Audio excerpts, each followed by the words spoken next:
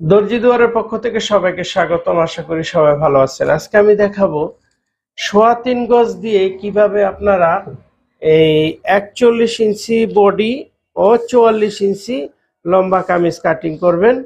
আর এখানে টোটাল ছিল হচ্ছে 3.25 গজ কাপড়। আমি হাতের কাপড়টা আলাদা করে নিয়েছি। আর এইভাবে আপনারা ভাঁজ করে নেবেন। প্রথমে এই দেখুন, আমি এখানে যে ডাবল ভাঁজ দিয়েছি, এটা হচ্ছে ডাবল ভাঁজ, সব সাইডটা ডাবল ভাঁজ আছে। আর এই পাশটা হচ্ছে খোলা, এই পাশটা সাইডটা থাকবে হচ্ছে খোলা। এই যে দেখুন, এটা খোলা, খোলা সাইড। তারপর আমি পুরো কাপড়টাকে ডাবল ভাঁজে ভাঁজ করে নিয়েছি। এই যে প্রথমে আমি পুরো কাপড়টাকে এই পাশ দুই পাশ সেন্টার মিলিয়ে আমি এখানে সমান করে নিয়েছি পুরো কাপড়টা। নেওয়ার পরে এটাকে এরকম ডাবল করে ভাঁজ দিয়েছি। আপনার এরকম ডাবল করে ভাঁজ দিবেন এবং এই পাশটা মিলাবেন ভালোভাবে। যদি এই পাশ ভালো করে না মিলে সমস্যা নেই, কিন্তু আপনাদের এই পাশটা মিলাতেই হবে। এই দুইটা পার্ট এক সমান করে নেবেন। দুইটা পার্ট এইভাবে এক সমান করে নিয়ে মিলিয়ে নেবেন আর ইস্ত্রি করে নেবেন। অবশ্যই ইস্ত্রি করে নেবেন, কারণ ইস্ত্রি ছাড়া কাপড় ভালো হবে না। পরবর্তীতে আপনারা এই পাশে প্রথম একটা দাগ দিবেন কাপড়টা সোজা করার জন্য। এরপর হচ্ছে লম্বা, তারপর লম্বার মাপ নেবেন। লম্বা হচ্ছে 44.5। তাহলে 44.5-এর সাথে, সরি, লম্বা হবে হচ্ছে 44। তাহলে 44-এর সাথে আর 2 ইঞ্চি হলে হচ্ছে 46। 46 ইঞ্চি লম্বা নেবেন। 46 এখানে দাগ দিয়ে দিলাম। তারপর হচ্ছে এর বডি, বডি হচ্ছে 41, কোমর হচ্ছে 37, আর হিপ হচ্ছে 42, কাঁধ হচ্ছে 13, হাতের লম্বা হচ্ছে 17, হাতের মুহুরি হচ্ছে 11.5, আর এর যে আর্মহোলটা হবে হচ্ছে 8.25 ইঞ্চি। আর এর যে সাইড ফাড়াটা হবে হচ্ছে নিচ থেকে 24.5 ইঞ্চি বাদ দিবেন। বাদ দেওয়ার পরে হচ্ছে ফাড়া, তার মানে হচ্ছে 19.5 ইঞ্চি ফাড়া হবে উপর থেকে। তারপর গের হচ্ছে 50 ইঞ্চি। আর মোড়ার মাপ, এখানে যে মোড়ার মাপটা হবে হচ্ছে 8.25 ইঞ্চি। তাহলে প্রথমে আমরা লম্বার মাপটা নিয়ে নিলাম, এরপর হচ্ছে মোড়ার মাপ নেবেন। মোড়া এখানে আছে হচ্ছে 8.25 ইঞ্চি। তাহলে আপনি এখানে 7.25 ইঞ্চি কাটবেন, 1 ইঞ্চি কম কাটবেন। এরপরে উপর থেকে, লম্বার উপর থেকে নিচ পর্যন্ত 14.5 ইঞ্চি দিবেন হচ্ছে কোমরের মাপ। আর এটার যেহেতু 24.5, লম্বা হচ্ছে 24, তাহলে 24.5 বাদ দিলে থাকে কত? 24 বাদ দিলে 40 থাকে। 24 বাদ দিলে আর থাকে হচ্ছে 20 ইঞ্চি।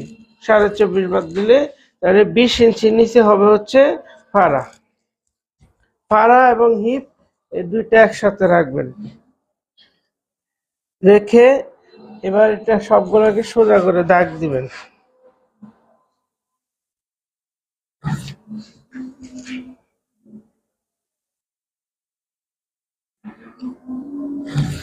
দাগ দিয়ে নিলাম সবগুলো এক সমান করে।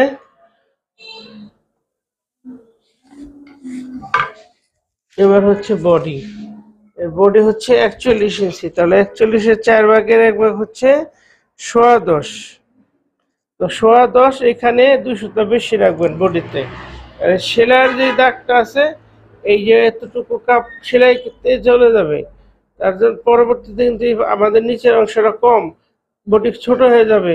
এই জন্য উপর থেকে 2 সুতা ধরে নিয়েছি, এখন এটা ছোট হবে না। এরপর হচ্ছে কোমর 37, তাহলে 37-এর 4 ভাগের 1 ভাগ হচ্ছে 3.25। এরপর হচ্ছে 42 ইঞ্চি হিপ, 42-এর 4 ভাগের 1 ভাগ হচ্ছে 10.5। কাঁধ হচ্ছে 13, তাহলে 13-র কাঁধ হয় 6.5, আর 1/2 ইঞ্চি করে হচ্ছে সেলাই। নেওয়ার পর এবার হচ্ছে শেপ স্কেল নেবেন, শেপ স্কেল দিয়ে এটাকে দাগ দিয়ে নেবেন, দাগ দিয়ে এখানে আর্ম হোলের চিহ্ন করে নেবেন। নেওয়ার পর কাঁধ হচ্ছে 6, তাহলে এখানে 3 ইঞ্চিতে দাগ দিলাম। আর এইখানে 1/2 ইঞ্চি ডাউন দিলাম, এটা হচ্ছে শোল্ডার ডাউন। প্রত্যেকটা কামিজেই থাকে এবং দিতে হয়, নাহলে কিন্তু হাত সোজা হয়ে যাবে, হাত মিলবে না। তারপরে আমরা যে বডির মাপটা নিয়েছিলাম, এবার এই বডির দাগগুলা দিয়ে দেব।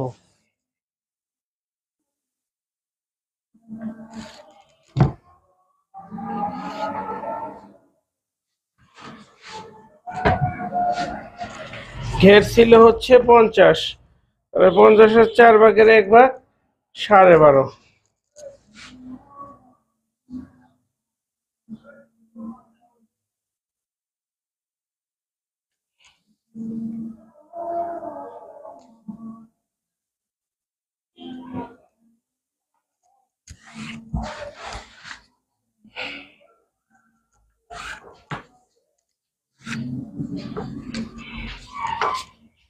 যেভাবে পুরোটা দাগ দিয়ে নেবেন। এখানে হচ্ছে ফাড়া এবং হিপের মাপ, আর এখানে হচ্ছে আর্মহোল। এবার হচ্ছে গলা, গলা হচ্ছে 3 ইঞ্চি, আমি এখানে অলরেডি 3 ইঞ্চি দাগ দিয়েছি। আর ডিপটা হবে হচ্ছে বক্রমে কেটে দেব, আমি কামিজে কাটলাম না, আলাদা বক্রম কেটে দিলে ওটা সুবিধা হয় ভালো।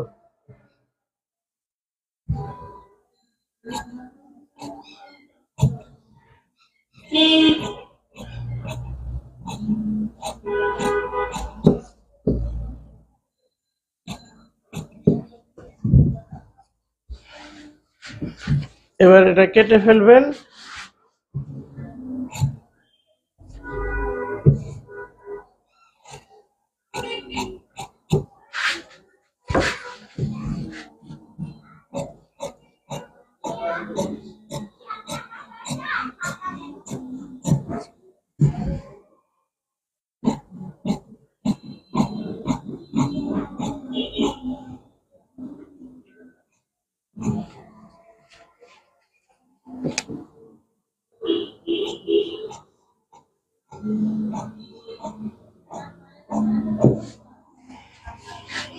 এরকম করে কেটে নেবেন, কেটে নিয়ে এখানে সেন্টার করে দিবেন, এখানে সেন্টার, এখানে সেন্টার করার পর এখানে মিডলের যে ভাঙা দেওয়া হয়েছে ওখানে একটা সেন্টার করে দিবেন। তা না হলে অনেক কারিগর আছে বুঝবো না নিচে উমরা কোনটা, লাস্টে নিচেরটার উপর বানা সেলাই করবো, আর উপরেরটার নিচে। তাহলে এই কামিজ কাটা হয়ে গেল, বডি কাটাটা। এবার হচ্ছে আমরা কামিজের হাত কাটিং করব। আমি হাতের জন্য আলাদাভাবে কাপড়টা রেখে দিয়েছিলাম, আগে বলেছি। এখন আমি শুধু এখানে দাগ দেব। 1/2 ইঞ্চি দিয়েছি হচ্ছে সেলাইয়ের জন্য, আর এর থেকে 3 ইঞ্চি নিচে দিয়েছি হচ্ছে হ্যান্ড ডাউন। আর এই পাশে মূল মাপটা রেখেছি, সাথে 1 ইঞ্চি কাপড় রেখেছি হাত ভাঙার জন্য। এবার এখানে নিবেন হচ্ছে 8.25 ইঞ্চি, সেই যে বডি 8.25 ছিল 8.25, আর হাতের মোহরি হচ্ছে 11.5, 11.5 অর্ধেক হচ্ছে 6.25।